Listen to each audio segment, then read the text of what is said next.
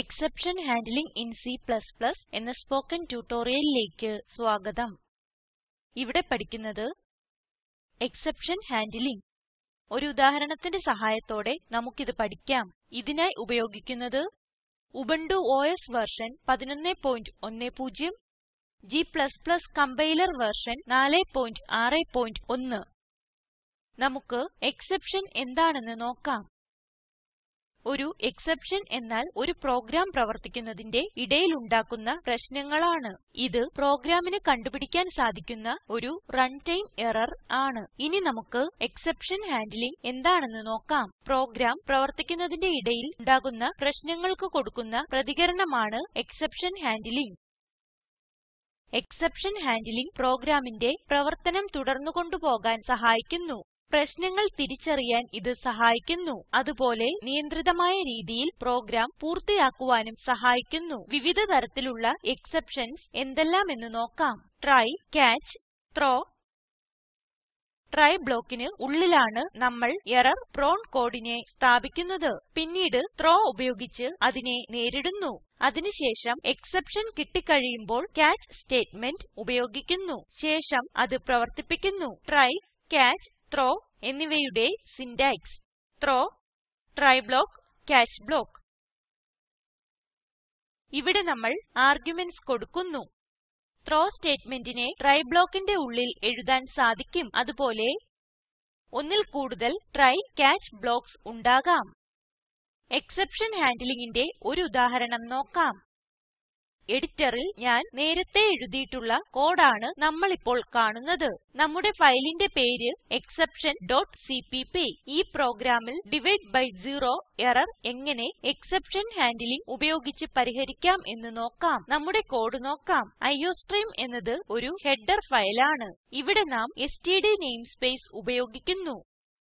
ഇവിടെ നമുക്ക് ഡിവിഷൻ എന്ന ഫങ്ഷൻ ഉണ്ട്. അതിന് ആർഗുമെന്റ്സ് ആയി ഇന്റ് a, ഇന്റ് b. തുടർന്ന് നമ്മൾ b = 0 ആണോ എന്ന് പരിശോധിക്കുന്നു. ശരിയാണെങ്കിൽ നമ്മൾ ഡിവിഷൻ ബി സീറോ കൺഡിഷൻ ഉള്ള എക്സെപ്ഷൻ ത്രോ ചെയ്യുന്നു. aയുടെയും bയുടെയും ഡിവിഷൻ ആണ് ആ ഫങ്ഷൻ നമുക്ക് റിട്ടേൺ ചെയ്യുന്നത്. ഇതാണ് നമ്മുടെ മെയിൻ ഫങ്ഷൻ. ഇതിൽ നമ്മൾ ഇന്റിജർ വേരിയബിൾസ് ആയി x, y എന്നിവയും ഡബിൾ വേരിയബിൾ ആയി zഉം ഡിക്ലേർ ചെയ്യുന്നു. ഇവിടെ നമ്മൾ xന്റെയും yയുടെയും വാല്യൂ സ്വീകരിക്കുന്നു. ഇത് നമ്മുടെ ട്രൈ ബ്ലോക്ക് ആണ്. ഇവിടെയാണ് നമ്മൾ ഡിവിഷൻ എന്ന ഫങ്ഷൻ കോൾ ചെയ്യുന്നത്. റിസൾട്ട് zലാണ് സൂക്ഷിക്കുന്നത്.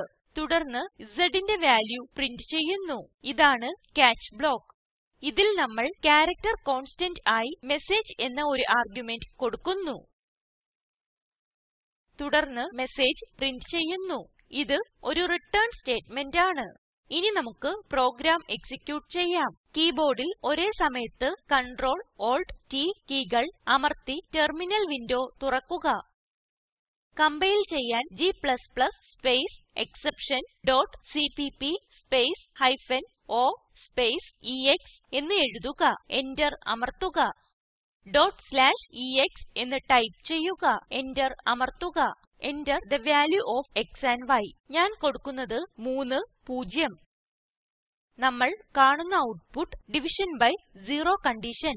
നമുക്ക് വീണ്ടും കമ്പൈൽ ചെയ്യാം. അതിനായി അപ്പ് ആരോ കീ 2 തവണ അമർത്തുക.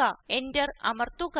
വീണ്ടും അപ്പ് ആരോ കീ 2 തവണ അമർത്തുക. Enter value of x and y. ഞാൻ കൊടുക്കുന്നത് 8, 2. നമുക്ക് കിട്ടുന്ന ഔട്ട്പുട്ട് 4. ഇങ്ങനെയാണ് ട്രൈ, കാച്ച്, ത്രോ ബ്ലോക്ക് എന്നിവ പ്രവർത്തിക്കുന്നത്. ഈ ട്യൂട്ടോറിയൽ ഇവിടെ അവസാനിക്കുന്നു.